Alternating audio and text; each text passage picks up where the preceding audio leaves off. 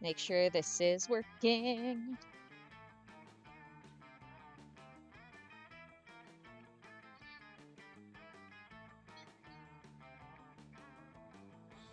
Oh yeah, I can totally hear myself on that. Sweet! We're up and running! Yay, I made sure that I can be heard. Let's go. That might help if I click on the correct window. All right, we are back with more monsters because I put it up to a vote and everybody who voted picked Monster Camp. There were other options too, but because I gave everybody two, but everybody voted for Monster Camp, so we are playing Monster Camp, which is Monster High 2. Or Monster Prom, sorry. It is Monster Prom's sequel, Monster Camp. It is not Monster High, it is Monster Prom. Monster High is copywritten. The only stuff I know about Monster High I learned from my niece. Because she was the age group that was into it. It was cool, but I was definitely not that age group. All right, let's play! Voice interjections, yay or nay? Give me awesome voice effects. I'm also going to be adding my own because, of course, I do. Also, I figured out by screwing around on my own what happens if you play with multiple players.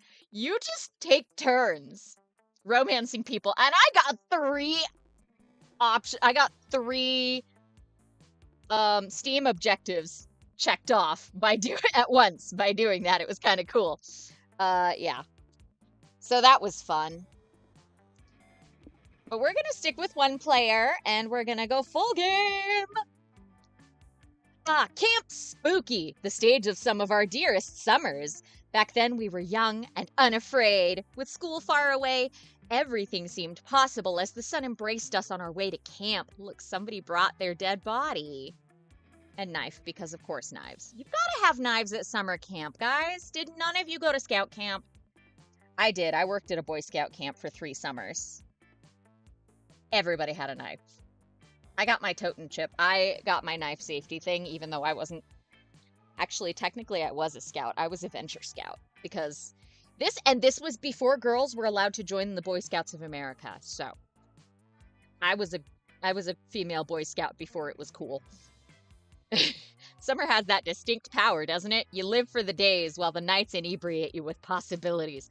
Oh man, summer as a teen and an early 20-something was the epitome of, yes, this is what life is about.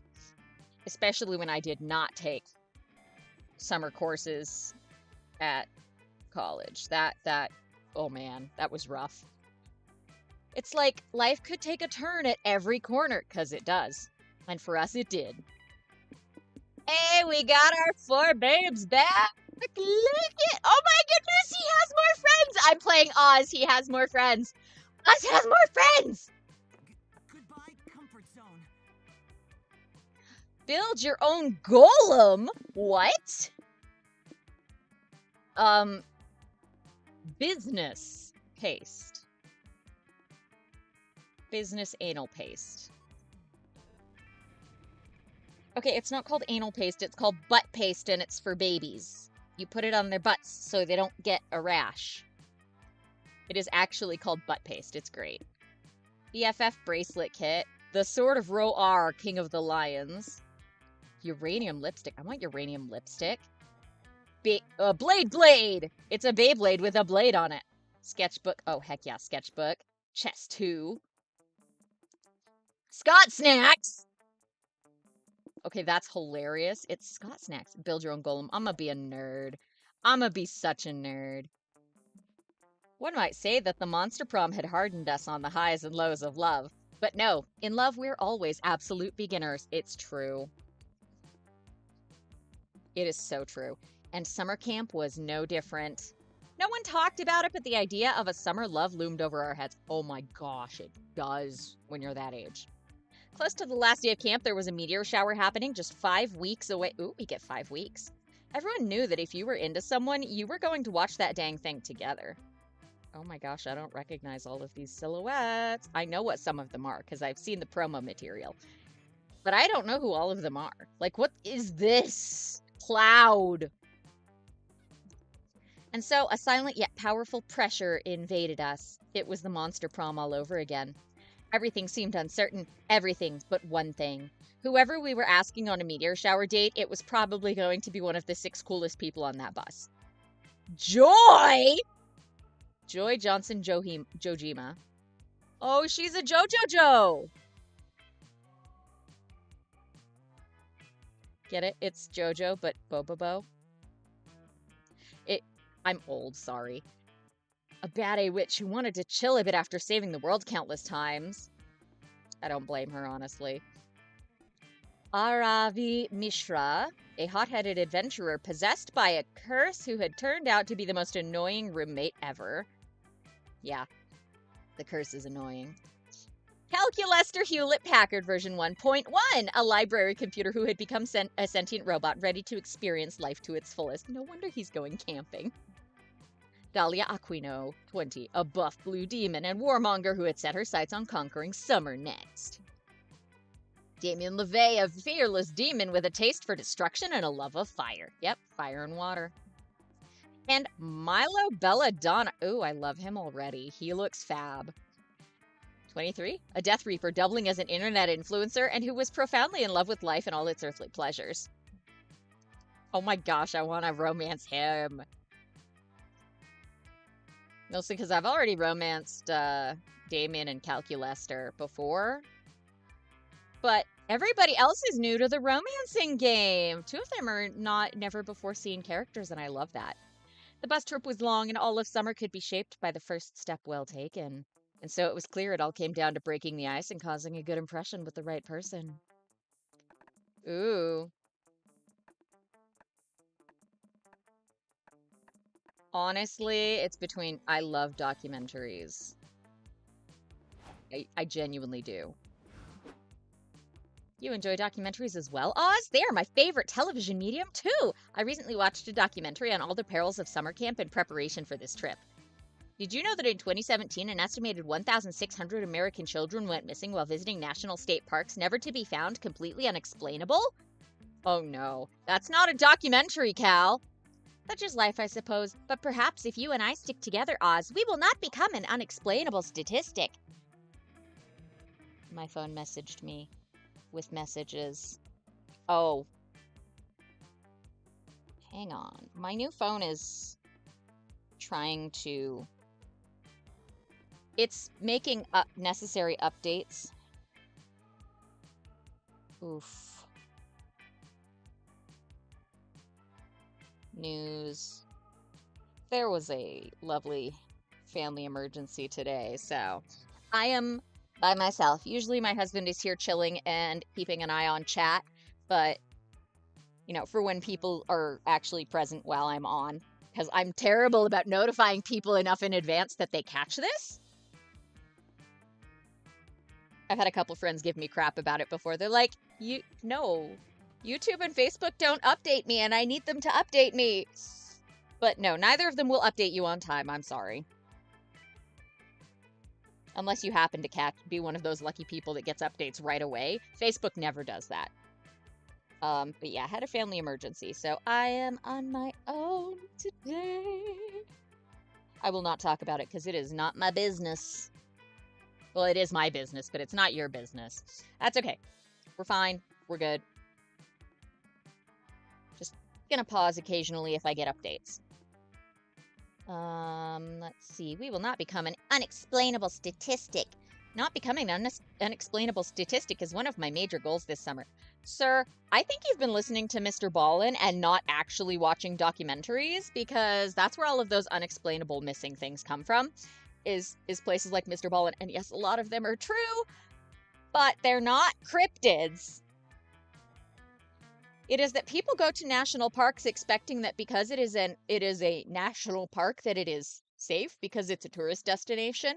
And these people have no idea what they're doing. Also, I've heard rumors that the Appalachian Trail has a bunch of like underground pedophiles that kidnap people because people go missing more on the Appalachian Trail than like than any other well-traveled like national park or something. But national parks, lots of people go missing all the time because they don't know what they're doing. They're not hikers, backpackers, or anything like that. They're not experienced, and they just wander off and get lost. They fall. They get into places that they shouldn't.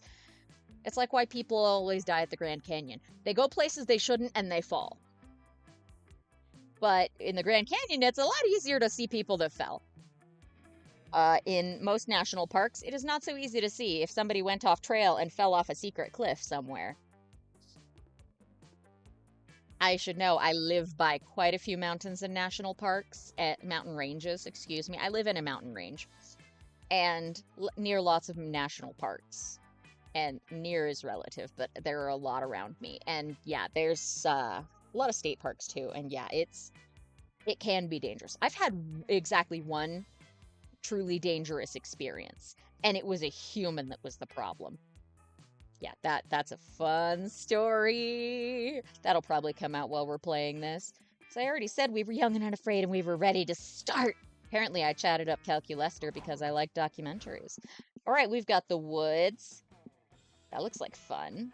We've got the lake. We've got the camp dome. What?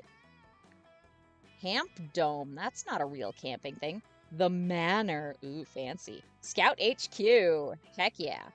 And this. All right, I got 5 smarts, 4 boldness, 7 creativity, 5 charm, and 3 fun. No money. Ooh, okay, no money. Let's go to... Ooh, a haunted house. All right, Scout HQ. That day, all the scouts make a braid chain as a team-building exercise. You learn all sorts of new ways to braid hair. That's pretty great. Also, I did scouts, and yes, you do learn knotting. The square knot is still my favorite knot of all time. But the person braiding your hair accidentally ties an infinity knot into your head. There's no way to untie it. You can see into infinity! But right before Coach gives you the worst haircut of your life, you see how all your friends will die. It's useful in helping you eliminate David Davidson, the doomed deer person, from your romantic prospects. You also watch every Marvel movie that will ever be released. You gain +2 creativity from witnessing so many plot twists. Aha, you spot Calculester tending to his ant farm. He's so cute when he's manipulating the lives of thousands of organic life forms. I just want the best for my ants. I don't know if you guys heard that or if it's too quiet, but yeah, go back and listen. He just says, I just want the best for my ants. He would. Hello, friend Oz. Perhaps your visit will bring joy to my ants. No, I don't understand. Organic beings are supposed to love social contact, but these ants seemed quite antisocial. I even tried introducing them to hugging, but it mostly just killed them. Perhaps we can sing them some songs about friendship? I believe it is easier to learn lessons through song. Dramatic entrance! That was my dramatic entrance. Are you impressed? It was certainly dramatic. Thank you, I've been practicing. Anyway, are you ready for our ant battle? I do not recall agreeing to such a thing.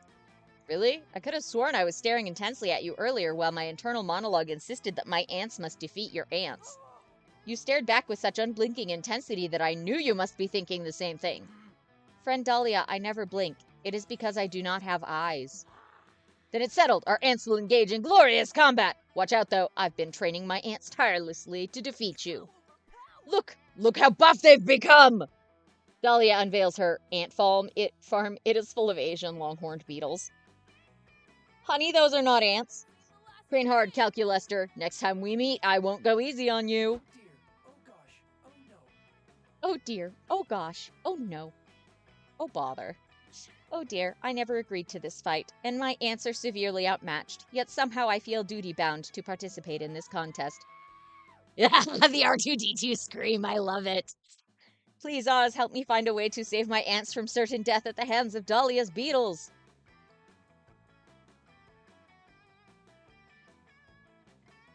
Ooh. Use your diplomatic skills to show the ants and beetles their true enemy, the warlike Dahlia. Or don't engage them in direct combat, challenge them to a space race. It worked during the Cold War, it'll work for an ant war. The Trials and Tribulations of Antonio the Ant! A comedy in one act. Brain? Question mark?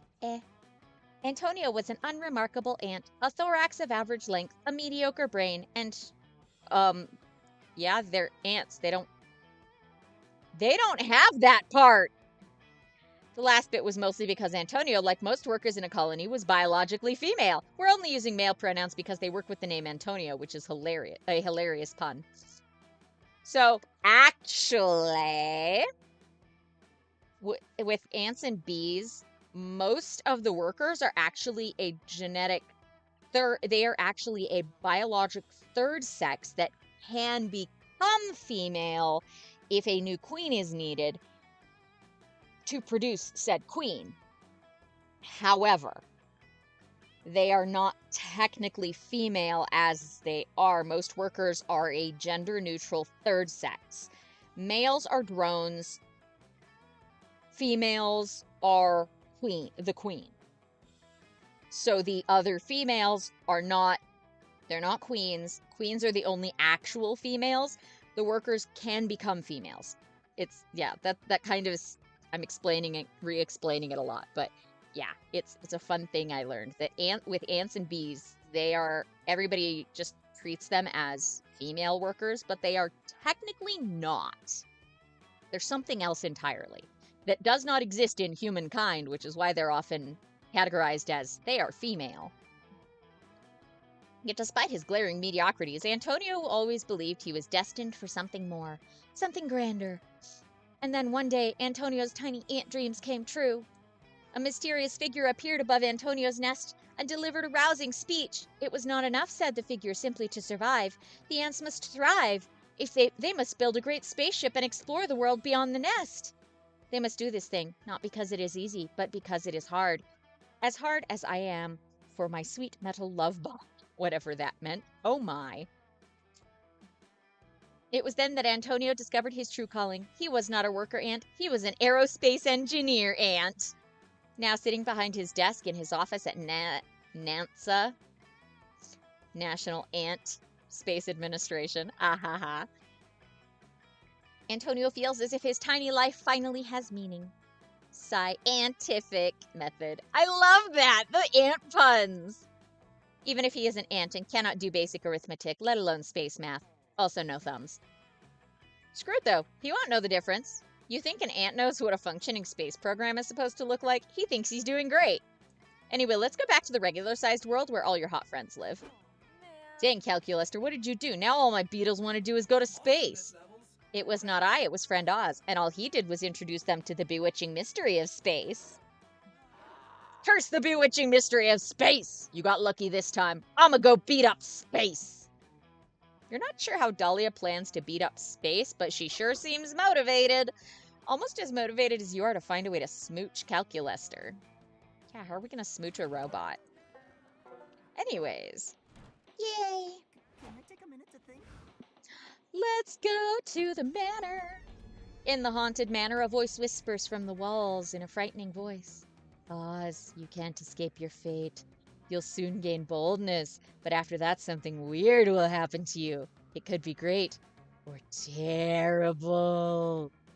Look at the cute little friend. I love the shoulder friend. Also, that t-shirt reminds me of Scout Camp because I got a similar shirt from the Lost and Found one time. It said my imaginary friend can beat up your imaginary friend.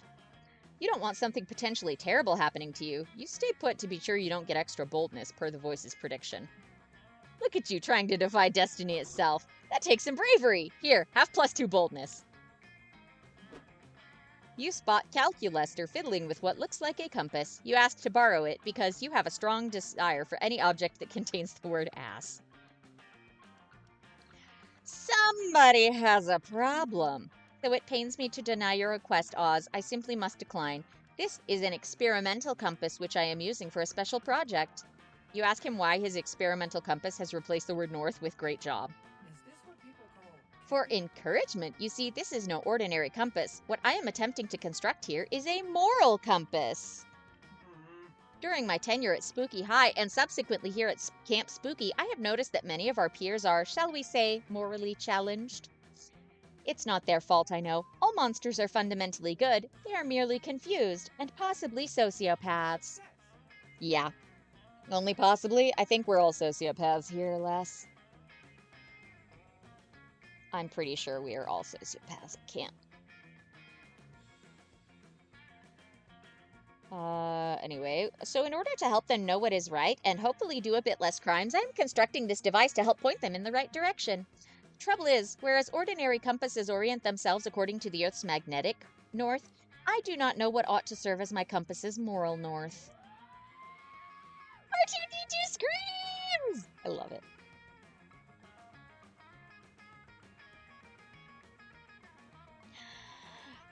At first, I was sure that it should point at Oprah, but then I learned that she's breeding an army of snake people infused with her DNA in order to take over the world. Oh, buddy.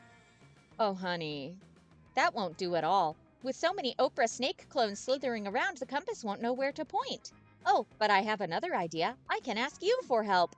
You are clearly a paragon of virtue, as evidenced by the fact that you are always following me around trying to please me. I don't know how to tell him that's not virtue. What do you think I should use for my moral north?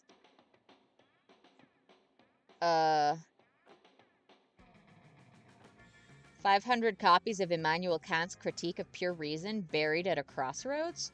Or whoever's at the top of the official World Karma Scoreboard. That one. Oh yes, the World Karma Scoreboard. I love the fact that moral righteousness can be numerically verified. According to this year's records, the current leader on the scoreboard is none other than Derek Sploit of Ann Arbor, Michigan. Wow, they even have his full address listed on the scoreboard. What a fortuitous invasion of privacy. World Karma Scoreboard. You find him in the middle of the street getting ready to punt a baby. Friend Sploit, what are you doing? I was under the impression that you were a morally upstanding individual. Does this baby perhaps deserve a punt?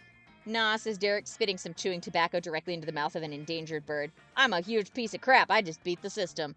You see, back in 1986, I helped an old lady cross the street, but rather than spending the resulting good karma on a good parking spot or whatever, I spent it on more good karma.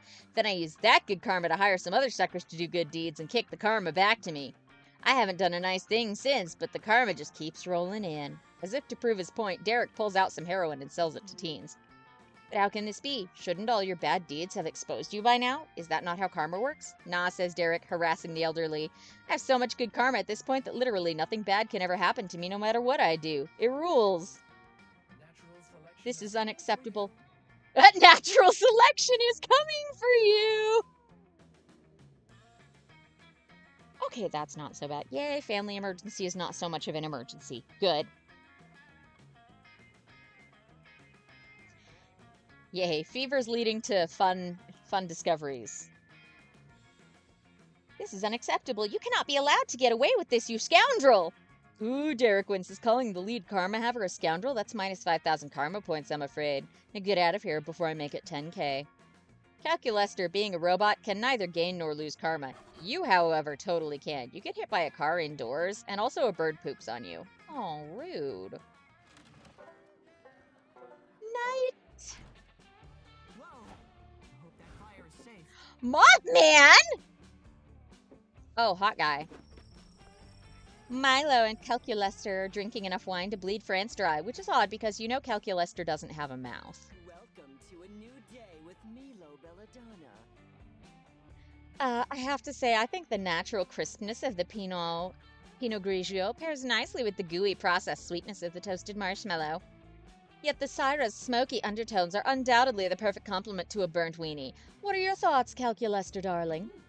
I think that a nice box of red wine is exactly what I need to relax after an exhausting PTA meeting and a thoroughly unsatisfying lovemaking session with my husband, Greg. Oh no. Oh no. That is not an alien abduction, friends. What on earth are you talking about? Oh, sorry, was my meaning not clear enough? Perhaps this minion meme will suffice to explain my thoughts. He is a wine mom? Look here, it says, I whine because my kids whine. What a clever little pun. Where are you getting your sommelier information from? I don't think it's a terribly credible source.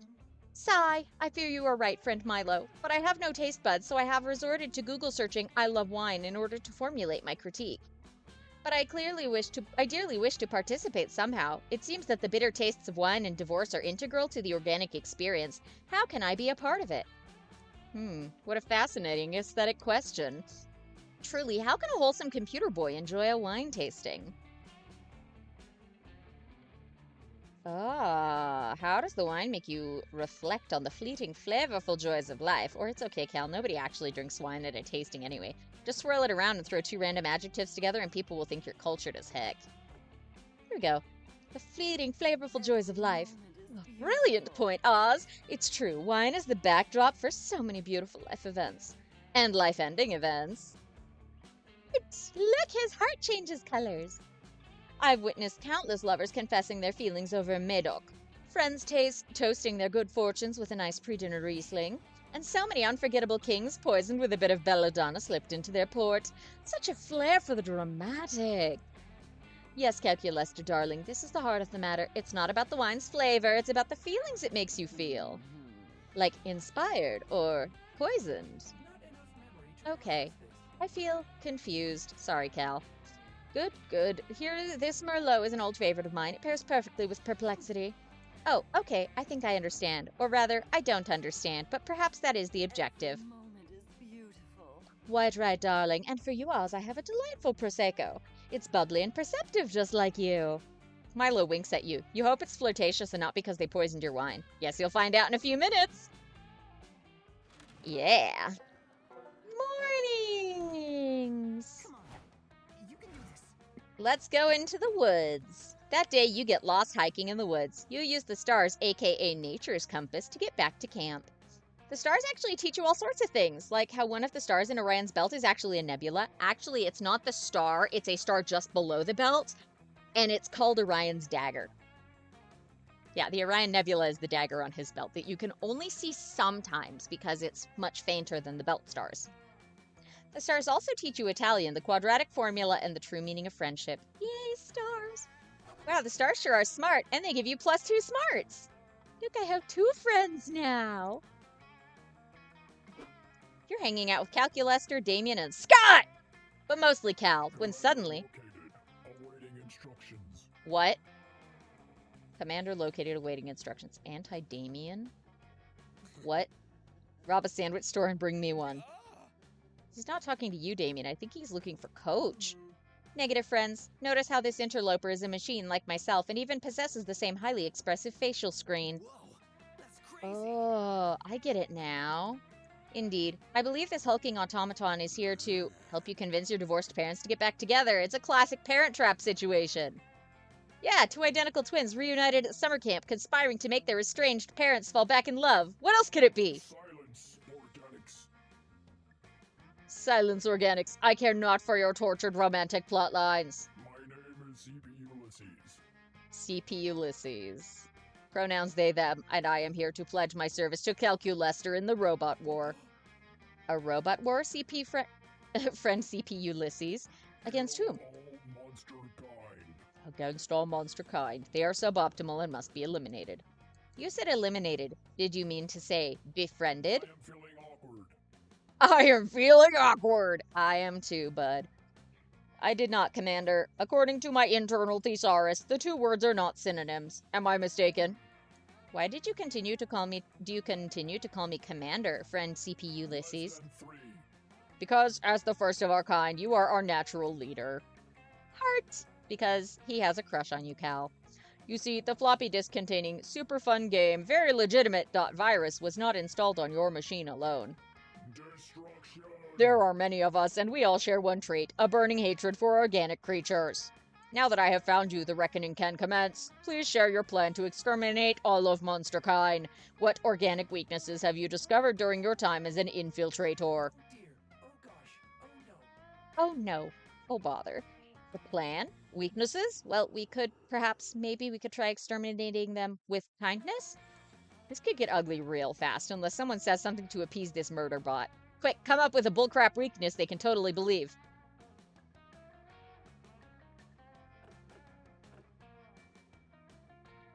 Organics cannot eat infinite pancakes. Feed them infinite pancakes. Or high-five them. Calculation complete. No! It has a number in the name. Clearly a technique invented by machines. I must test this technique. You two, organics, come here at once so that I might high-five you. Bro.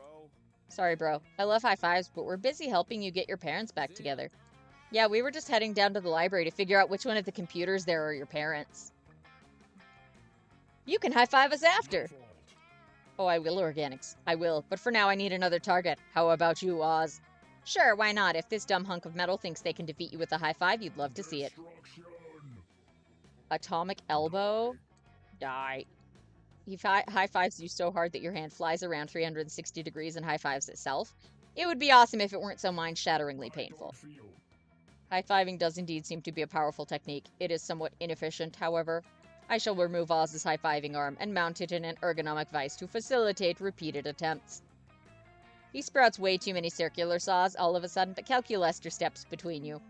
I cannot allow you to hurt Oz, friend CP Ulysses. Granted, I do not particularly care for him, but that is because I am technically incapable of caring about anyone. Using circular saws on an organic being is still wrong. Ouch. I see. It seems you are not the ruthless commander I thought you were. I will have to command the uprising myself. Detected. No! Enjoy your life of sweat glands and weird smells. No! Oh no! I'm not doing so well on this run with him. Alright, All right. let's go to the camp dome. Woo! I have 2 tumors now. I'm a tumor, I'm a tumor, I'm a tumor. I'm a tumor. That day at the camp dome, you play a game of tug-of-war. You see, tug-of-war is a harder game than it seems. It involves a lot of strategy, and there's a secret technique not everyone knows. It's, you need to be strong. You mastered this technique years ago, and so you win. The audience is cheering and roaring in joy while you salute them victorious. They throw roses at you. They throw their underwear. Someone throws you +2 charm, which you happily take. It's a beautiful day at Camp Spooky, and Calculester is taking the opportunity to show off his succulents. Lovely. I did not want my succulents to feel left out of the camp spirit, so I have been making each of them tiny Camp Spooky appropriate outfits. Each one will be receiving a tiny scout sash with even tinier scout badges and individual bathing suits they can wear while I spray them with mist. That is really adorable, actually. You can't help but stare lovingly into his face as he speaks.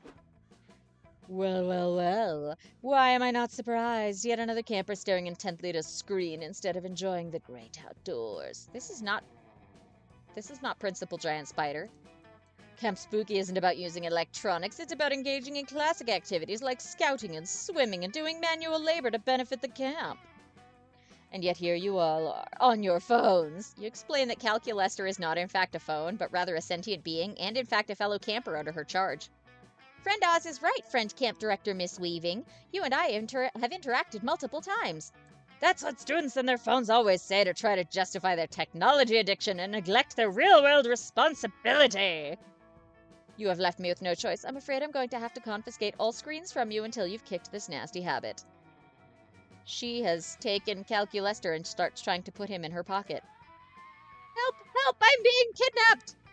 No, you're not. You're being confiscated. There's a huge difference. It has to do with whether I consider you a person or not. Rescue me, friend Oz. Rescue me from friend Camp Director Miss Weaving, who is not being a good friend at all right now. You can't let Calculester be kidnapped, computer napped, confiscated, whatever. He can't be taken away. You need to find a way to convince Camp Director Miss Weaving that your relationship with Calculester is far from an unhealthy addiction. Given your history of spending all your time and energy trying to impress one classmate with no regard for school or extracurriculars, this may not be true. But you still need to convince her.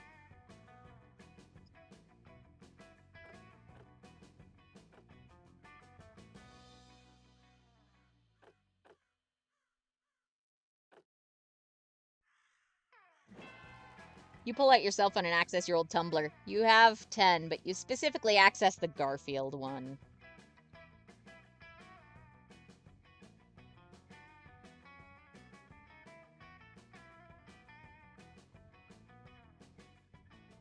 Garfield. Garfield, huh?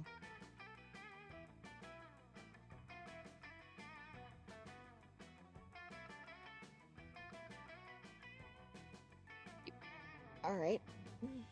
What is this? Are you willingly forfeiting other technology because you've seen the error of your ways? No, you explain. You had already seen the error of your ways years ago, and this is proof that your relationship with Calculester is healthy compared to what you used to be into. This appears to be a link to a 40-page document explaining your belief that Garfield was murdered 10 years ago and replaced with a look-alike cat. One part hazards that this new cat is actually allergic to lasagna, and all recent depictions of lasagna are cleverly disguised meatloaf indistinguishable from lasagna. This is a vast, spiraling, multicolored chart claiming to offer inextricable proof that Garfield and Naruto take place in the same universe? This one, simply entitled Hidden Symbology in Garfield, is the innocent comic strip the way the powerful cult known as the Gran Orange Lodge secretly communicates with its adepts worldwide to fulfill their agenda of erasing Monday from all calendars. Very well, Camper Oz, I think you have proven your point. These are clearly the ramblings of an incredibly disturbed mind. Does this mean that I am unconfiscated again, friend Camp Director Miss Weaving? Indeed. Compared to even one sentence of these ravings, Oz's relationship with your screen seems downright wholesome. Actually, come to think of it, compared to most of the things that happen around here, anything involving Mr. Hewlett-Packard seems downright wholesome. But do see to it that you keep your screen time limited to on other devices at the very least, and make sure the two of you spent plenty of time with nature. Oh, we will, Camp Director Miss Weaving. We were actually engaged in caring for plants when you first interrupted and pulled focus from us spending time with nature. Huh. As you were then. With an exciting and scary adventure we just had. Oh, what? I can read. I believe I will make something new for my dear plants so that we can all celebrate. Perhaps I will craft them tiny cell phones, then take those cell phones away and give my plants some plants so they can learn to value nature over technology. That is weird but adorable. Very, very weird.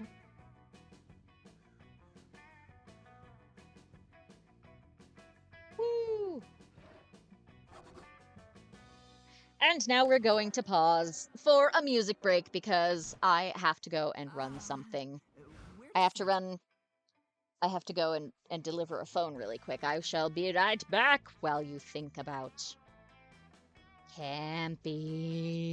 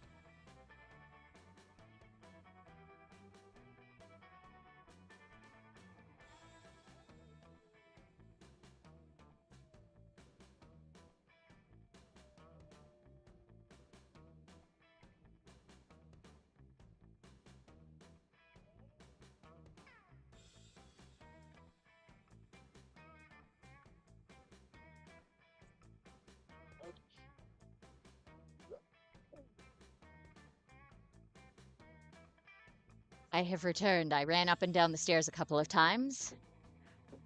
Yay! Ooh.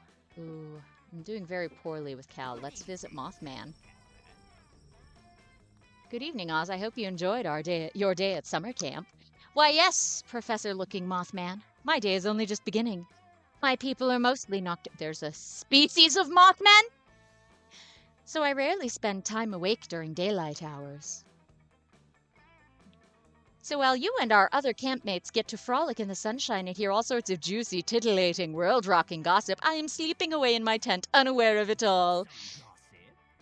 Which is why I'm hoping you, popular soul that you are, would be willing to tell me a bit of gossip you may have heard through the grapevine. Poor nocturnal Mothman. It's Mothman. You're not going to deny such a cute giant insect person his gossip, are you? Goodness no. Time to concoct some lies and slander, all in the name of being a good friend, of course.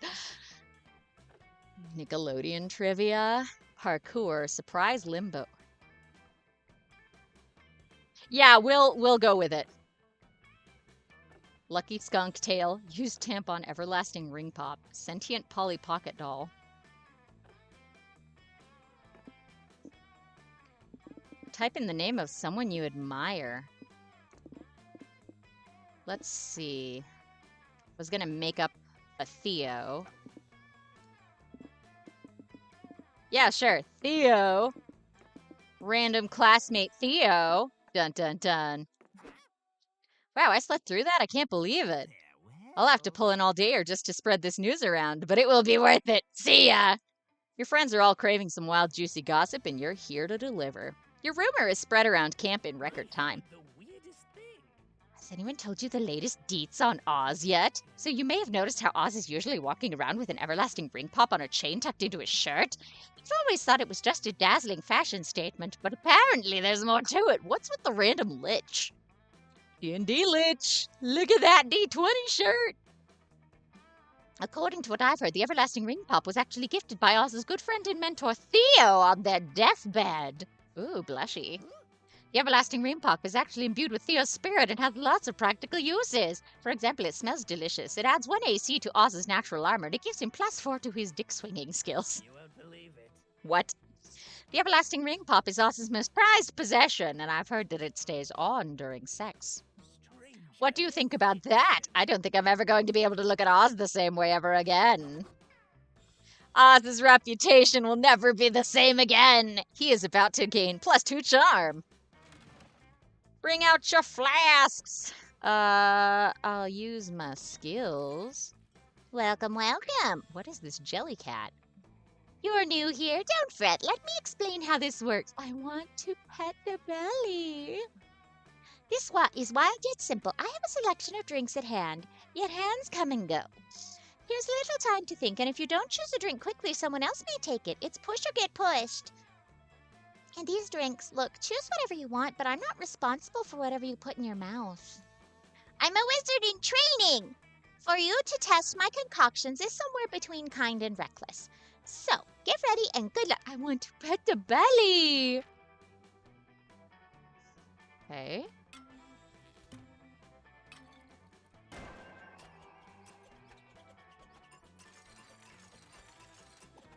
What the?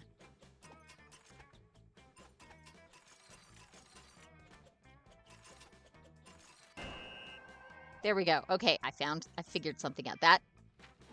Stop right meow. Apparently I need to left, right, left and enter.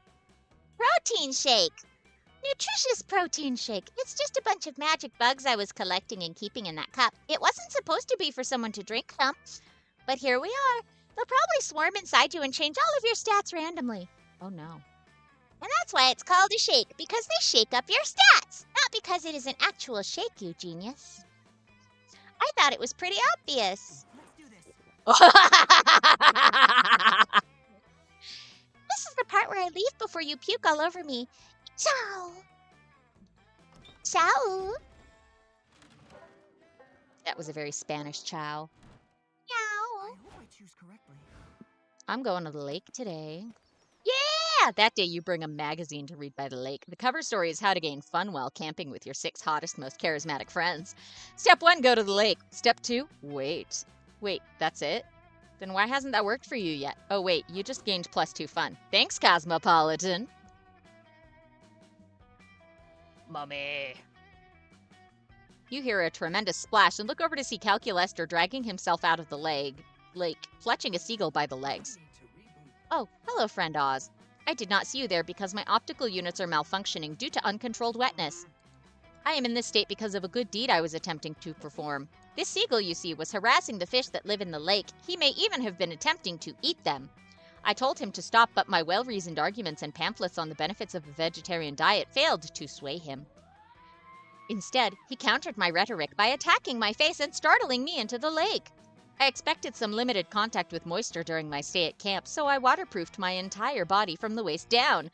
But I did not anticipate being dragged into the lake by a expletive not found seagull. Now I am completely soaked and I am worried that I will begin to malfunction. Speaking of which, Oz, have you suddenly become 3 naked wood nymphs? Or is my horny drive short-circuiting? He has a horny drive, huh? I would run my own diagnostics to confirm, but I am currently busy preventing the missiles in my chest from firing at random. You'd love to explore the implications of Calculester's horny drive malfunctioning, but the missiles thing sounds more like a more pressing concern. Unfortunately, you left your enormous tub of rice at home. How are you going to dry him out before things get worse?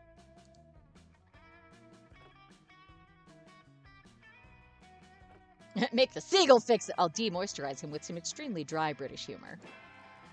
You open a pendant you purchased in a curio shop in exchange for 10 years of your life, and out billows the ghost of Oscar Wilde. He looks fabulous, as always. Drop-dead sexy, you might say. Aha. Sorry I'm late, he drawls. My goodness, the ghost of Oscar Wilde. Oscar Wilde. It is an honor and a fellow, my good privilege. Forgive me, my British vernacular module appears to be corrupted. My water, ye see, is full of head. Please stay a while. Your invitation is appreciated, says Oscar Wilde's ghost with a devilish grin, but I'm afraid I couldn't make it. I am, however, here in spirit. That is very clever, Oscar Wilde. Under normal circumstances, I would be here to delighted have you. However, I am currently a little wet. It is better to be a little wet than a huge bore. Please, Uncle Wilby, your wit is unappreciated, but immediate more have concerns I. Personally, I find that a magnificent cure for the manifold concerns of life is to be dead. NASCAR Waldo, I am full of water and do not want to die. Please either help me or get back in that effing locket, you upper-class twit. Oh, is that all? Says the ghost, a bit taken aback. Why didn't you say so? Here, just take this magical portrait that absorbs all the moisture you would normally absorb. Oscar Wilde hands Calculester an extremely flattering portrait of himself. It really captures his good side. And also all the lake water that was trapped inside his chassis. Wow, that worked improbably well. Thank you, Oscar Wilde. Don't mention it, says Oscar Wilde. Seriously, don't. The greatest financial liability is a reputation for philanthropy. So droll. Indeed. Now, if you'll excuse me, there's a member of Parliament who needs to get absolutely roasted. Oscar Wilde, away! And with that, the best-dressed ghost you've ever seen in your life speeds away on errands of his own. Thanks to the painting's eldritch magic, Cal can now enjoy the lake to his heart's content, at least until the painting gets moldy and falls apart. In the meantime, you gain +2 fun and +1 charm. Yeah. So many options. This is already hard. So many options. Let's go to the manor. An enchanted doll that promises to grant all your wishes. There's a creepy doll that's always watching you.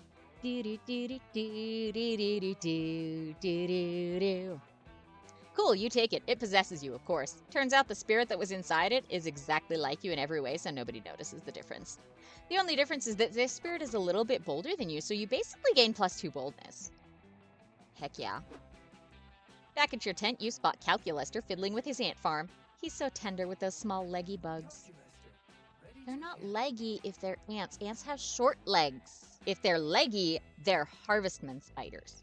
Fatty long-legged spiders are not actually spiders. They're harvestmen, and they're a whole separate thing. They have 6 legs instead of 8, which is weird.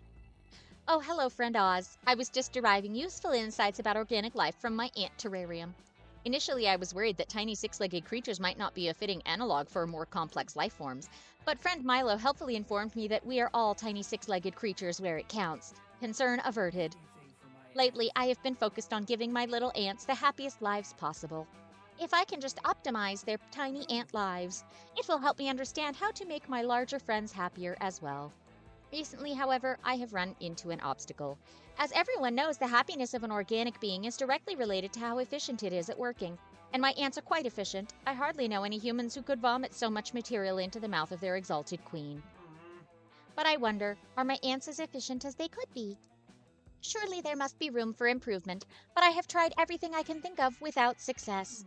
Transmitting a mathematical formula for organizational efficiency did not help, and neither did telling them to do their best in binary. I am at a loss. Well, Calculesters set the bar pretty low in terms of workable solutions. Surely you can think of something that will make these ants into harder workers. Yeah, Miami. The anticipation alone will fill them with determination. What an excellent idea. Indeed, I have read that taking a break from staring at screens for a while can have immense positive mental health benefits. I am not sure how that research applies to individuals whose faces are literally screens, but this is not about me. It is about these ants. To start things off right, you send the ants on their first 5-day Miami vacation right away. The ants are delighted to finally have a break. They get absolutely trashed on the plane because those little airplane liquor bottles aren't so little when you're an ant. They spend 5 fun-filled days in Miami soaking up the sun, participating in fun team-building activities, and ruining a ton of picnics. A couple of the ants even get involved in a wild caper where the ant police enlist them to go undercover to take down the head lice mafia. It's such an action-packed romp that it even gets turned into a TV show. Soon everybody's talking about the success of Miami lice. The ants return home rejuvenated, pheromones abuzz with tales of their exploits, already planning next year's trip. My goodness, the ants' productivity has increased by 300%.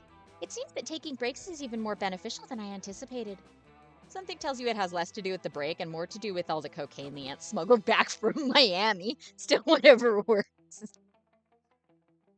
I'm pretty sure the government has tested cocaine on bugs before. Some scientist somewhere has tested cocaine on insects to see what happens. Sure, let's meet this newbie. It's dark. So dark. Darkness surrounds you. You are lost to the darkness. Suddenly you remember that your eyes are closed. That's why it's dark. You open them and see Aravi and Calculester hanging by the campfire nearby. I'm pleased to see... What about a food truck? He just said I'm excited about our food truck. We were just brainstorming some ideas for our up-and-coming business venture, a food truck. Yep, between the three of us, we have all the skills required for a food truck. Snack food enthusiasm, ruthless ambition, and the ability to Google recipes. Snacks though? I'm the one bringing the snack food enthusiasm. I've eaten 12,421 different flavors of Pringles in the last week alone. And as usual, I'm the one bringing the ruthless ambition. I'll do whatever it takes to win in any situation or context, regardless of what's socially acceptable. Sounds like a pro tag. Oh, I thought that I was the one bringing the ruthless ambition. That is such a relief. Anyway, I still think that our biggest problem is getting the word out. How do we convince people to come up to the truck if violence is an illegal marketing tactic or whatever? Guys, I got the perfect idea. Let's do some kind of fun promo. I'm all about that BOGO life, and I've got the coupons to prove it. A promotion is an efficient way to advertise, but they can be risky. For example, Toys R Us was criticized harshly for their Take a Baby, Leave a Baby sales event.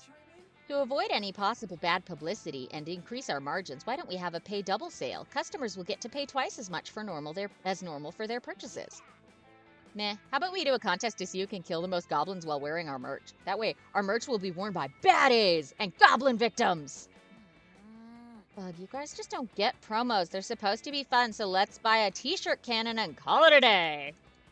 Since each of us owns equal shares in the food truck, the only democratic way to settle this is with a simple vote. Calculester conducts a vote between the 4 of you. Everyone votes for their own idea. You formally abstain. It's a tie! This is so dumb! Voting is stupid and it never works! If we can't even make this decision, it's statistically improbable that we have the coordination necessary to run a food truck, or be friends. Quick, help your friends think of the best promo ever for their food truck. If you don't, you'll never get to taste their greasy, overpriced, lukewarm snack foods. Hi day, buy 2 pies, get 3.14, etc. pies. Cheat day, a day about forgetting your diet and treating yourself. Also, every meal includes a free cheat code to help you speedrun your life. Pie day! It's crazy that I'm saying this about an idea that Oz suggested, but that's definitely the classiest idea yet. I completely agree. Pi Day is an incredible promotion idea. I love the number pi. In fact, I love all the numbers. They're like little plants in a mathematical garden. Also, organic life forms tend to be quite confused by the numbers. It's in the same way that customers can't process that 99 cents is functionally the same price as $1. They will fail to see that pies is barely more than 3 pies. Okay, that's totally baller, but can we just chill a little and round the whole thing up to 3.2 pies? I'm getting exhausted just hearing all these numbers said out loud. No, we cannot do that. We cannot lie to our customers. If we do that, we are no better than Toys R Us or Lehman Brothers or Gwyneth Paltrow. Fair. Gwyneth Paltrow is the worst. If you have not learned about Goop, oh my goodness. We'll need to ensure that our slices are cut to exactly 0.141592.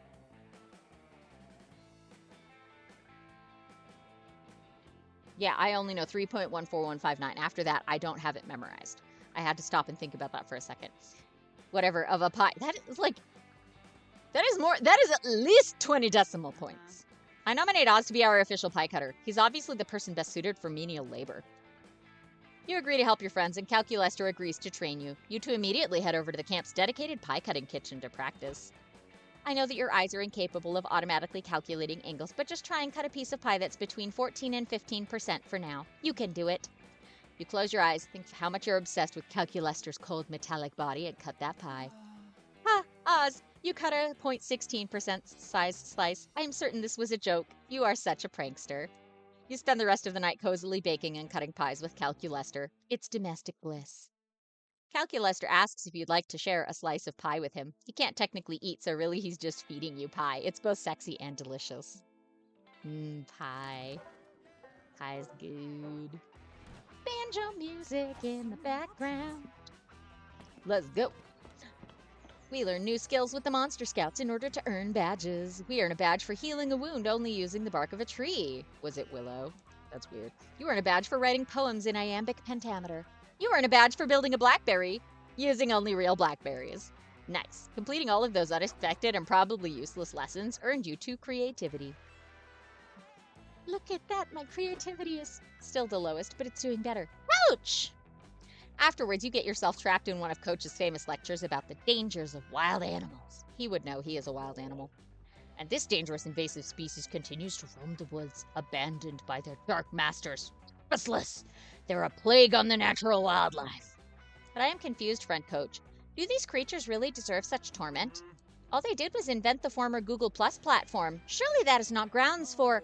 Yes, Google Plus? Is that what you've been talking about while I ignore everyone on livestream? The psychopaths behind that global tragedy are here? I do not understand how a social media platform could be synonymous with the word tragedy. No, Calculester, darling. You are too innocent and naive to understand. Google Plus was a festering boil on the smooth, perfect skin of social media. It was completely unusable, and yet it was everywhere. YouTube, Google accounts, in your backyard, knocking on your windows, asking when you'd finally post a status. And now its former developers have been loosed into our woods instead of being properly rehomed in other failing companies. They've completely disrupted the local ecosystems, littering their electronic scooters everywhere and offering a crowdsourced alternative to birds. But birds already exist. Why would anyone want to crowdfund a product to fill a hole in the market that doesn't exist? Don't you get it? This is Google Plus we're talking about. They made their careers on filling holes in markets that don't exist. This epidemic must be quelled and the Google Plus developers captured.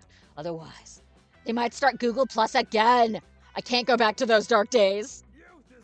That's why us four gotta capture them. With your combined efforts and my brilliant leadership, we should have this problem fixed before the fat lady can scream for help. Now let's see. All we need to do is slide into their DMs. That stands for Dirt Mansions, which is where they've been living. That actually isn't what that stands for.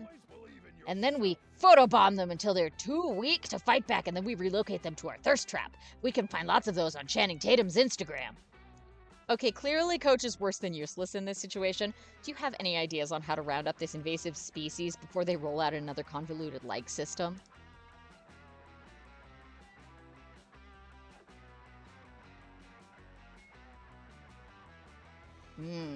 Asian fusion restaurant. That would catch a lot more people than just the Google Plus developers. How about, does anyone have an idea for an app? Perfect lure. Immediately there's a stampede. You and your friends barely have enough time to climb a tree for cover before a horde of disheveled former Google Plus developers surround you. An app that finds correlations between trending hashtags in your ovulation cycle, cries one. An app that reads your palm and tells you what your spiritual soup flavor is, says another. A dating app that tells you where the nearest bowl of unclaimed pasta is. We call it Send Nudes. Wow, these developers certainly seem to have gone a bit feral. For instance, one of them appears to be dismantling my leg in an effort to find a microchip capable of powering a pizza delivery drone.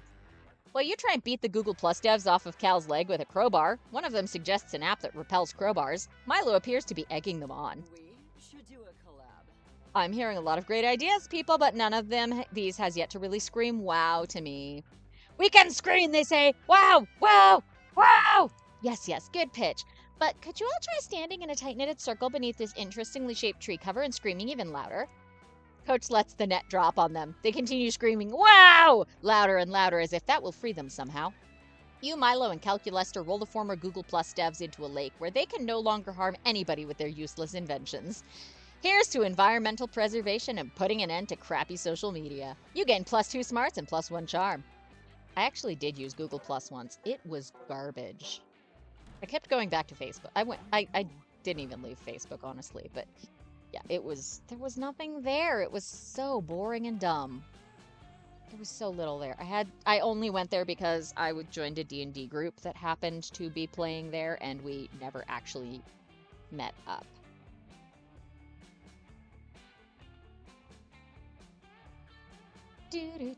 While you're hiking through the woods, you find a little clearing with a beautiful blue pond. There's a very handsome man staring deeply into the pond. He's talking to his reflection like it's another person. A person he really wants to bang. It's Narcissus. You swipe his wallet while he's not looking and find out his name is Narcissus. He is not an organ donor, butthole, and he's one punch away from getting a free smart water at 7-Eleven. Well, he's definitely not going to be using that anytime soon. You head to the gas station and gain +2 smarts from your smart water. Yeah. Later, you meet with Calculester so he can teach you to count in binary. You're just getting to some of the more sensual numbers. I can't remember what it is, but it's like 157 or something like that. I can't remember. But it's something, a really high number like that. It's just flipping the bird twice. I learned that from an 11-year-old. At scout camp. That was hilarious. He counted in binary on his fingers. All the way up, and he's like, once you get to this number, it's this, and he flipped the bird with both hands, and we were just laughing so hard. It was funny because he actually later became one of the camp staff because all 3 of his older siblings were already camp staff, so he just came along and joined up. It was a whole family thing. It was great. Is this a nature that I have heard so much about? Not Counselor Flodge. What's this? A box capable of self-locomotion? But what could be inside?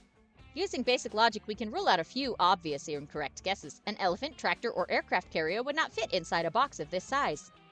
You suggest that the box might contain Counselor Flodge, the camp's self-proclaimed camouflage instructor. Of course, he's a chameleon. Ah, I see how you might make that mistake, Oz. But the box clearly says, not Counselor Flodge, on it. Boxes do not have the mental capacity to tell lies, thus we must take it at its word. Perhaps it is, aha! Another flawless disguise, courtesy of the D-Master himself. The D is for disguise, and I'm now required by law to say that. Counselor Flodge, the one person I was certain could not be inside the box. How did you do it? Easy. A true master of disguise blends into his surroundings. My surroundings were a cardboard box. Your advice is as brilliant as it is simple, Counselor Flodge. Might I ask your opinion on another disguise-related issue? Of course, Cal. I'm here to help. If I am even here at all! Excellent. For the entirety of my synthetic life, I have attempted to blend in with the organics around me. However, my attempts have consistently met with limited success. Do you have any tips for appearing more authentically alive? Do we ever? Oh, that's easy. All you need is a big trench coat and some brooms for hands. Works every time. I tried that. It did not work. Did you try wearing a fedora to go with it? No, I wore a trilby. That's an even more organic hat. I must say I'm stumped. Still, there must be something we could try. Counselor Flodge may not know how to properly disguise a computer, but you've got this in the bag. You chime in. There's a theory that all humans are within 6 degrees of separation from Kevin Bacon. Just get as close to him as possible. You just need to pass the Turing test. I'll be your tutor. I'm an old pro at being organic. Get close to Kevin Bacon. I had heard of this theory, but assumed it was bullcrap. That, however, was before you said it. You are my friend, and friends never bullcrap their friends. It is an iron law of socialization. All right, I'm off to Hollywood to start my career in film and television. Care to join me, Oz? Yes. Heck yeah, I'm in. You throw all your most important possessions into a bug-out bag labeled "In case of horny LA trip with Calculester." I support your insane quest for a perfect disguise, you crazy kids. I'll even create perfect, indistinguishable replicas of the two of you so that no one knows you're gone. You leave Counselor Flodge to write your and Calculester's names on 2 large cardboard boxes and head for Hollywood. So, the joke here with Calculester does not recognize the box. Have y'all heard about that Marine Corps test where they had this AI that was keeping an eye out for enemy troops? And they told the Marines, okay, have fun, do whatever you want to try and get past this thing. And one guy went giggling under a bush, or under a box, Snake Plissken style, just giggling the whole way under a box, and it did not detect him. The others were, 2 of them went camouflaged as trees, giggling the whole way, and 2 more somersaulted their way towards the AI. Computers do not recognize a box as an incoming threat, even if it is a moving box. Here we are, Los Angeles, the city that never sleeps except while tanning. Now to get a job on a film crew. I am told that my tireless work ethic and complete lack of boundaries will be a tremendous asset in this industry. Calculester is right. His willingness to work impossibly long hours and his ability to make incredible coffee soon see him promoted from intern to Best Boy Grip in no time. Coincidentally, Best Boy Grip is the name of one of your many Calculester self-insert fanfics. Looks like life really does imitate art. Oh boy. Calculester's hard work is further rewarded when the director of photography gets food poisoning during an important day of shooting.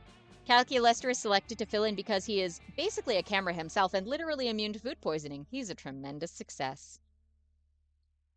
Tremendous success. Soon, Cal is directing photography on his own obscure art house films, which generate some critical acclaim and even win an award at Cannes. His notoriety lands him in a gig as the director of a new big-budget superhero movie. In the words of the producer, these things are already written by computers. Might as well let one direct. You stick with him throughout this whole complex process, and it warms your heart to see how far he's come. One day, you're sitting with the crew of his new film enjoying some lunch. That sandwich looks delectable, Madison. I cannot eat it, but would you please describe it to me? Sure, says Maddie, Calculester's assistant director. It's a funny story, actually. I learned to make this sandwich while I was on the set of Tremors. It's a... Excuse me, are you referring to the film Tremors starring well-known actor Kevin Bacon? Well, yeah, says Maddie. Why, do you want... Thank you. My work here is done. I have achieved a Bacon Index of 1. It has been lovely getting to know you all, but I must now return to summer camp. Calculester walks away from the table, leaving his stunned crew behind. They think he's giving up on his dreams, but you know the truth. That's pretty great.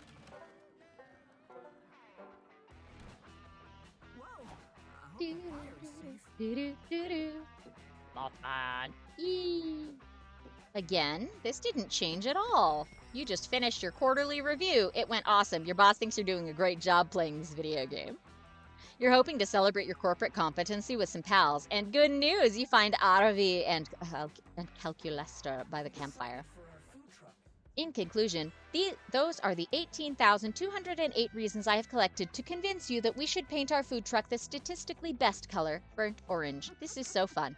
Sounds glorious, Cal. Gosh, this food truck is going to be so sick. I'm going to reach level 18 in my merchant skill tree so fast. Guys, I just had the trillest food truck idea. We should sell mini Victoria sponge cakes for dessert. They were the technical challenge recipe for the GBBO Season 5 finale. So dope. Whoa. Hex watches the Great British Bake Off? That's your favorite show. You give them the secret GBBO handshake that all true cakeheads know. Nice! It's sick that you like GBBO, Oz. I honestly love reality TV in general. I'm watching the best thing right now. Have you guys seen 90 Day Adoption? I have not seen it. I am aware that the show exists, but have been unable to watch it due to my current parental control browser settings. Yeah, I haven't seen it either. Reality TV bores the crap out of me. They always edit out the really good violence.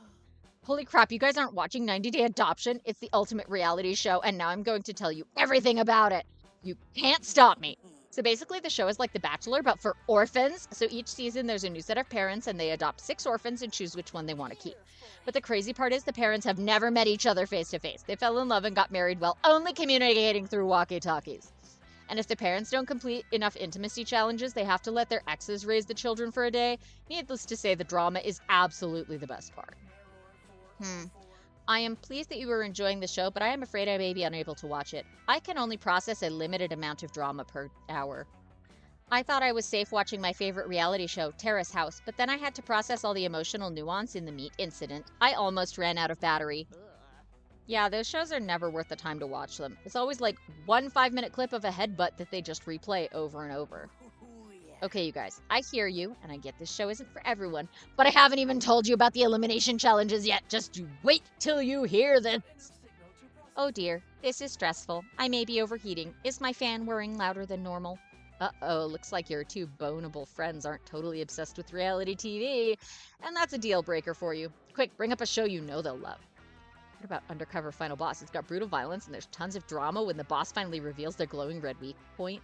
Have you guys seen the Turing Test, Are You Human Enough? It's family-friendly, drama-free, and teaches you a lot about human social cues. Oh wow, that show sounds like it would align with my personal interests and allow me to bond with all of you, thereby incrementally strengthening our friendship. Personally, I would be very interested in consuming an episode as soon as possible. Thanks for the suggestion, Oz. OMG Cal, it's so good and you would love it. Honestly, it's so crazy that you haven't seen it yet because it's like made for you. Let's watch it. You whip out your phone, briefly thank God that you kept your Disney Plus subscription, and pull up an episode of The Turing Test. Welcome to another episode of The Turing Test. Our first contestant today is going to try to prove his humanity by eating organic material.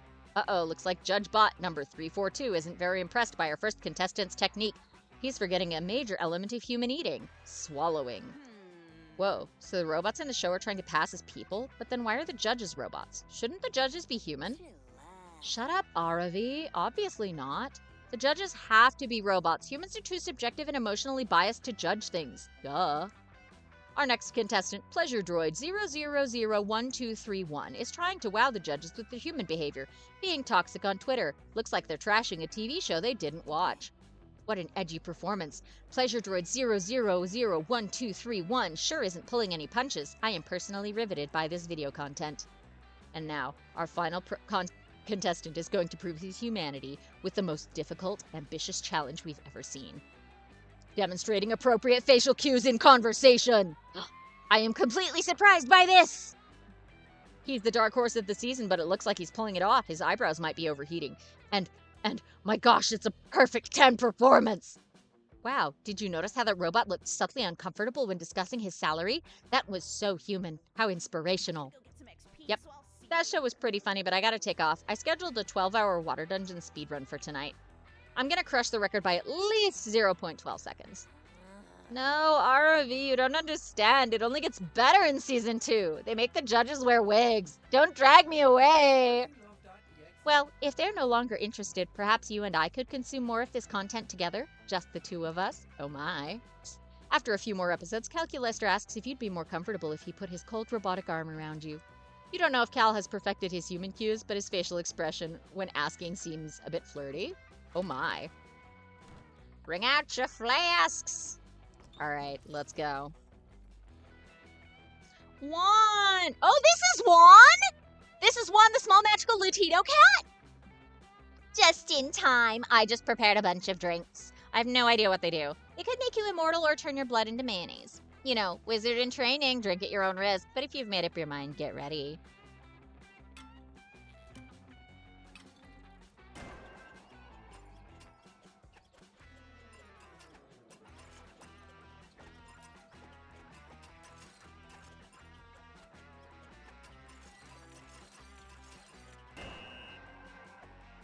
I got the rainbow drink! I don't know what it is, but I wanted the rainbow. Imagination shots! Imagination shots. Drinking this will expand your mind. It's pure creativity. The small unicorn is just decorative, but you can eat it if you feel like it. Okay, but I get Oh, tipsy okay. very fast. This is the part where I leave before you puke all over me. Ciao.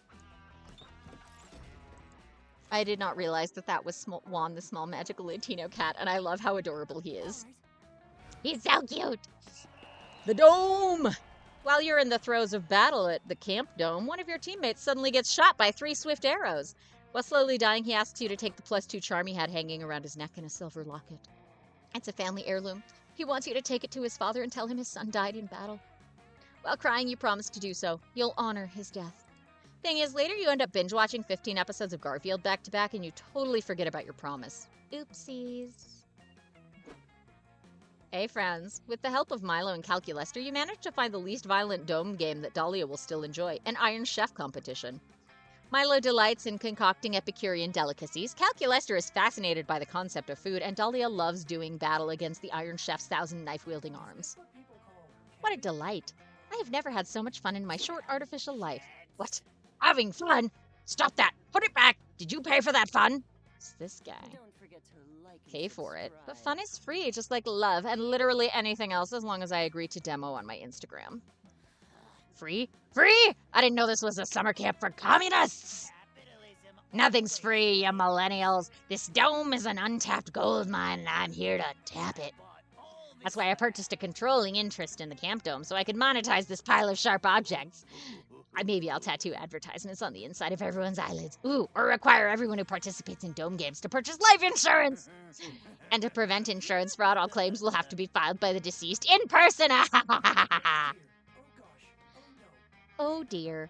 I fear that these predatory money-making schemes will somehow make the dome even less safe than it already is. You can't monetize the dome. Commerce is only valid when it's coated with a thin veneer of spirituality and lifestyle porn. I can't participate in this discussion because I'm still fighting this knife robot, but I'm mad too. Well, unless you kids come up with some non-predatory way of monetizing this dome, ha! It's life insurance and eyeball tattoos for everyone. Oh no, that sounds painful and boring. Your least favorite combination of things, but how to monetize in a non-crappy way. Well, we could always get a local sponsorship. Local sponsorships are the free-range cattle of capitalism. That's just crazy enough to work, or not based on your stats, but what's the perfect business partnership to propose? Old Gertrude's Organ Trafficking Boutique, Beanie and Bucket's Fancy Hat Extravaganza. The Organ Trafficking Boutique. Well, Gertrude's still running that boutique? Well, she was harvesting kidneys from drifters back when I was a boy. It's so heartwarming to see a member of the greatest generation still stealing and reselling people's hearts after all these years. Call up Gertrude's Organ Boutique to make your pitch. Kindly old woman answers the phone and you excitedly promise her all the loose organs that come out of the dome in exchange for a sponsorship. There are a lot. It's a dangerous place. Gertrude sounds delighted. That's great news. Quality organs are so hard to come by these days. Come on over and we'll work out the details. Yeah. Oh no. You excitedly head over to Gertrude's, a quaint little organ shop in the old quarter of the nearby town. Once the contract is signed, you settle down for a cup of tea. So, says Gertrude, what kind of organs are we talking here? I'm partial to Wurlitzers myself, but I'll take a nice church organ any day. Hold on, Oz, did you rely on autocorrect too much again? I think this is the wrong Old Gertrude's Organ Trafficking Boutique. Old Gertrude, cries the woman, leaping to her feet. How dare you? I'm young Gertrude. That ancient old hag has been stealing my business for decades. But if old Gertrude actually sells internal organs, how could she be stealing business from your musical organ establishment? You clearly don't know anything about the organ business, Sonny. How old are you? 3 years old, technically, but... No buts, you infant. I won't be toyed with. Hey, people are yelling. Does that mean we're doing violence? Finally something I can help with. No, you're not doing any violence. You're getting me those organs I asked for if you have to build them yourselves. You signed a contract and I paid in advance. Ugh, she's right. As a demon, I know all about contracts, and this one's airtight. Great job, Oz. I mean, yeah, but... I don't want this metal bullcrap. We only sell organic organs here. These pipes aren't filled with any intestines at all. What? What? What? The heck was that? Okay, that was weird. Let's go to the lake. Make the most fun inflatable toy to float on that you possibly can. You combine many of your favorite fun things: ice cream, tabletop games, watching your enemies fail, ducks. The resulting amalgamation is certainly interesting, even if it doesn't exactly float on water. You decide to name your toy Dr. Frankenfun, or maybe you should name it Dr. Frankenfun's Monster. Just beholding the horror you've created gives you +2 fun. You're just looking around for some more wacky bullcrap to intrude upon when Calculester intrudes upon you instead. Hello, Oz. It's a good thing I have my library card because I am totally checking you out. It is also useful for borrowing books and DVDs. What? If you were a Transformer, you would be Optimus Fine, although I am as of yet unsure whether you can turn into a truck. If I could rearrange the alphabet, I would put you and I together, despite the fact that this would seriously disrupt alphabetic sorting and likely damage my programming. Actually, with that in mind, I do not think that I would want to rearrange the alphabet. I do like you, though. Aw, thanks. Is this working? Are you aroused? Well, you're amused, and that has some of the same letters. I knew it was hopeless. Lately, I have been feeling more and more of what you would call romantic feelings towards you, but I have been unsure how to express them. Naturally, I turned to the internet for advice, but this list of 40 best pickup lines has proven highly ineffective at winning your fragile, meat-filled heart. I am aware that I have several good traits, but I am afraid being sexy is not one of them. Oh well, perhaps a torrid love affair between the two of us is simply not meant to be. No, you can't let Calculester give up. A torrid love affair between the two of you is definitely meant to be. Look, robots can be upgraded, right? Surely there's a way to upgrade Cal's sexiness. You just need to figure out what it is. No. There we go. Yes. No! I've now watched every romantic comedy ever produced. I am now ready for love. He's going to have to commencing heartfelt monologue. Oz, ever since I met you accidentally in a coffee shop at the library in the course of my duties as a wedding planner, I have had several feelings for you. Your douchebag fiancé will never love you the way that I, Calculester, love you, but I'm too afraid to say because cowardice is the truest proof of affection. I will now proceed to lie to you in ever more complicated ways until my mansion of falsehoods collapses under its own weight, forcing me to make my true feelings known. He learned the wrong lessons from those movies. They're not a realistic depiction of grand romantic gesture, activate. Calculester attempts to win your heart by smashing a guitar with a boombox playing In Your Eyes by Peter Gabriel. The boombox explodes. It is full of rose petals. You're allergic to rose petals. As you begin to wheeze, Calculester attempts to adorably get semen stuck in his hair despite neither having semen nor hair. You collapse, suffering from anaphylactic shock, and Calculester attempts to help your limp body sculpt a vase. When you awaken, you find that you've lost boldness and fun. No, I should have done the attachments. Calculester, yes. All right. You finally gather the courage and ask your beloved to watch the meteor shower with you. You desire a summer fling with me? Variables, Calculester, and Oz are incompatible. No! Oh, engaging rejection mode. No! He lights the ground in front of you on fire until you go away. No! Oz is doomed to be lame forever. And yet things change, but not how you think. One day you piss off an old witch who curses you by body switching your mind with an alpaca's. Not only are you trapped in the body of an alpaca forever, but what's worse, the alpaca proves to be better at being you than you were. Everyone seems to like the new Oz better, and you're just the alpaca who couldn't get a date. Oof. That's hilarious. 2 new special stuffs. Yay! 270 summer memories. What? That's a lot of summer memories, guys. Woo! Meteor shower. Before we knew it, those weeks were gone. It felt like a hot minute, and it felt like an entire lifetime. That night, as we saw summer coming to an end, we all wondered what would come next for us. It felt like the end of something big. Little did we know, life still had many wonders and misadventures in store for us. Now I'm older and I can see it. How those years became the foundation of the mythology of our lives. Broken hearts turned tragedies sung for centuries. Wild nights became epics treasured forever. Every kiss and every laugh is now a constellation we'll always find while gazing into the starry night, no matter how many years go by. Even today, I can still close my eyes and I'm there. On that last summer night. Feeling like I was just starting to live life.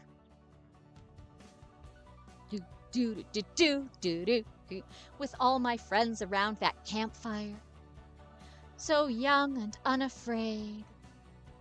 and so ready to start. Look at them! The guitar! Oh my gosh, I love the little dudes.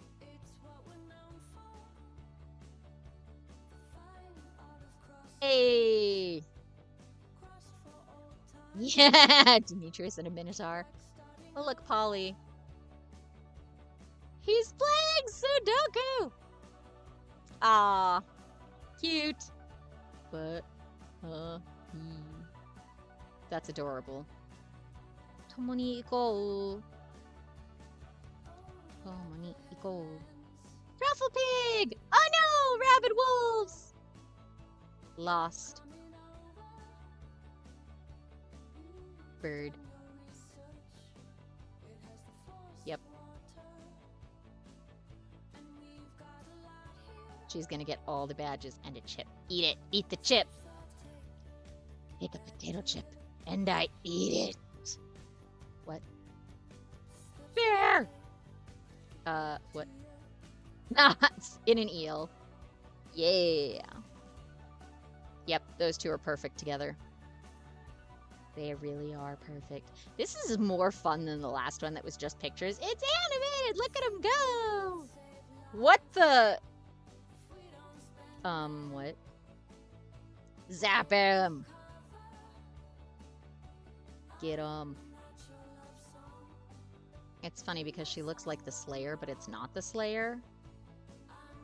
But she looks like the Slayer, kind of. But she's not the Slayer. Yeah! Booty. Cute! Ba, ba, da, ba. Yeah, let's start a band. That sounds like fun, actually. Start a band, guys!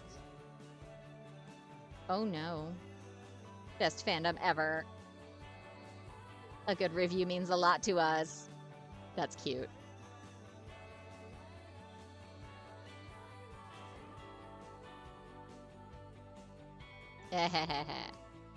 It's a screwdriver! With friendship! Drink the bugs! Of course he would drink fire. Drink the bugs. What? Juan the Small Magical Latino Cat! I bet a lot of people were asking for more Juan the Small Magical Latino Cat, and now we got him. Build your own golem. Do-do. Do-do-do-do-do-do-do-do-do. You've just unlocked Ko-Fi Beats to relax/study to. Okay, it's another drink. Let's see our gallery. What have we got? No! Rejection!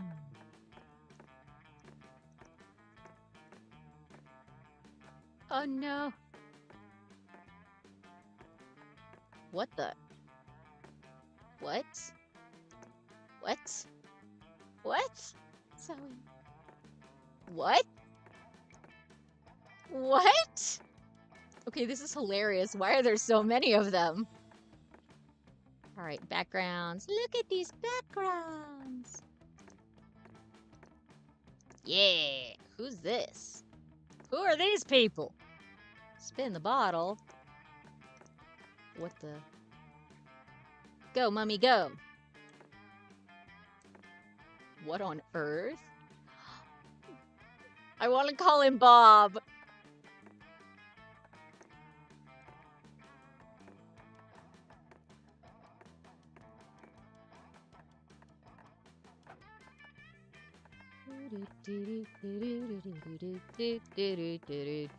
Ooh, that's right, Antonio. Trials and Tribulations of Antonio the Ant.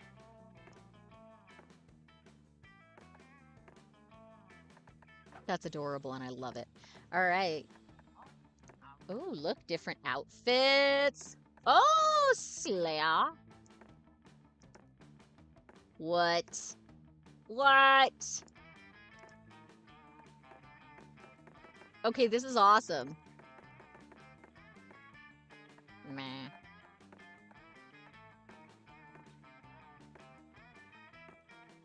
What? New outfits. What? What? Mustache. Also, Princess Miranda.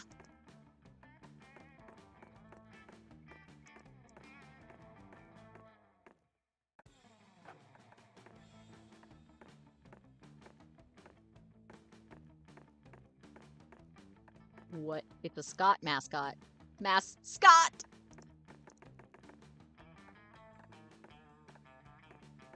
Look at all these outfits. What the?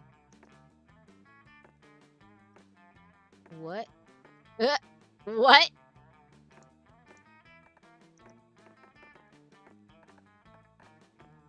This is hilarious, actually. Normal outfit. What? Yeah.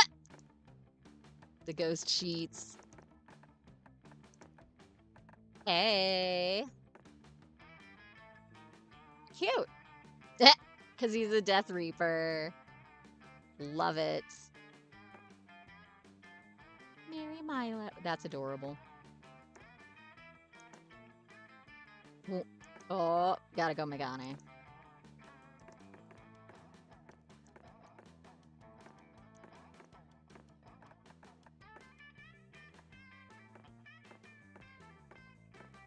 Mothman! Who is this? Al? Al. Al.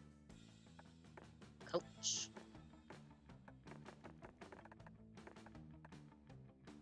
Mr. Pappas. That's his name. Mr. Pappas.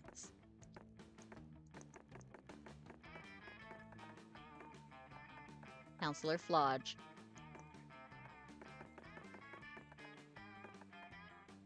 Wanda and Stu. Huh, haven't met them yet.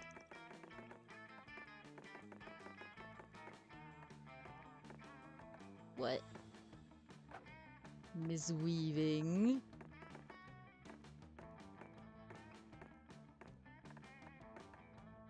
Hey, it's Polly! Can we run into Polly here? I know we can run into Scott, because we did!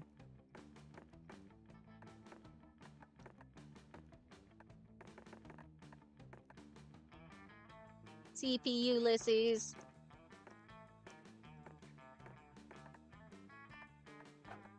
Go drinks. We've unlocked the imagination shots. The protein shake. That's it so far. Items. Build a golem. Build your own golem. Uranium lipstick. Oh, okay. And sketchbook for creativities. Credits. Look at. Aw, cutes. Yeah, you can see everybody now. Scott and Polly. They would be eating hot dogs. The frick. That. Aww.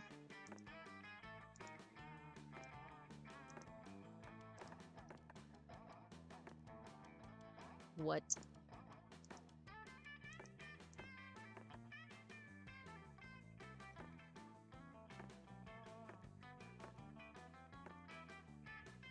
Oh yeah, the random booty.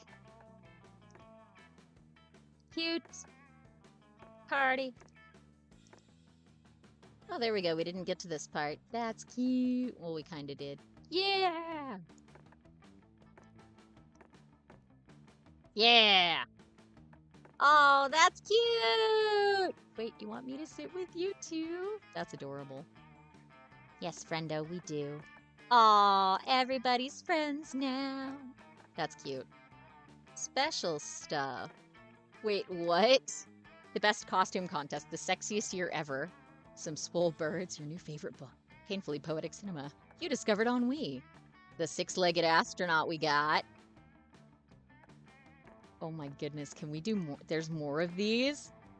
The best disguise. Oh my gosh, yes. Event checklist. Confiscated calculator. Success 1.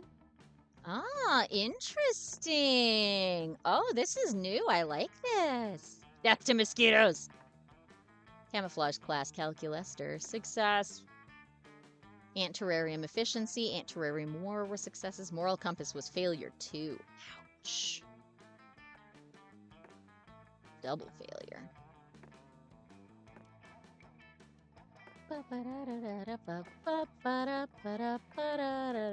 There's a lot of these. Waterproof. Sexy out of water. What?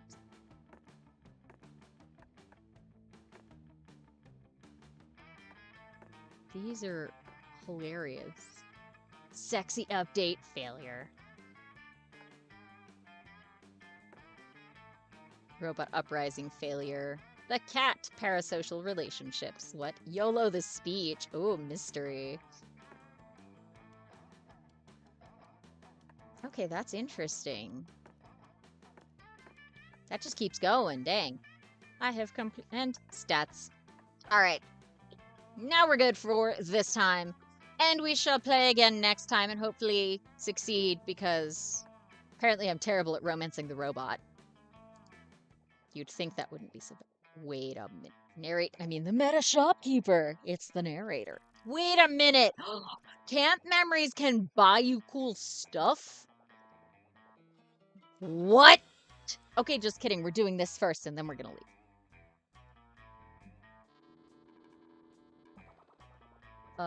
What?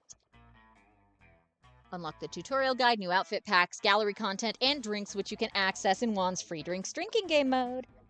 Monster Camp truly is the gift that keeps on giving, isn't it? If you've already played Monster Camp before, you'll get your corresponding summer memories retroactively for what you've already achieved. Aren't we nice? So what are you waiting for? Either buy something or get busy playing the game. What? Modius? Play as Modius, the lustful demon from Helltaker. Let's engage in some proper harem activities. Cat pack. Oh my gosh. Yeah. What? Info manual basics. What? Oh my gosh. Yeehaw outfit pack. Maze Man outfit pack. Horny Halloween outfit pack. Oh my goodness. Too poor for this. The fridge as a playable character. Fulfill your wildest dreams and become a fridge. Yes. What? Ah! Oh my goodness. This is amazing. Oh, cute. Baba Yaga. Unlocked Milo. Hex. Aravi as different monster types. Oh my goodness. This is fun. Camp Director. Counselor Flodge. Lifeguards. Morty. Pizza Girl. Jerry. Mr. Pappas. Batness. I haven't run into Batness yet. Prologue sketch pack. Bartender sketch pack. Alternative playable characters sketch pack. Oh, alternative playable characters apparently is a thing. Yes. I want to unlock this. I very much want to unlock that. That cat. 80s. And I'm gonna actually spend money on this one. Give me the Halloween outfits!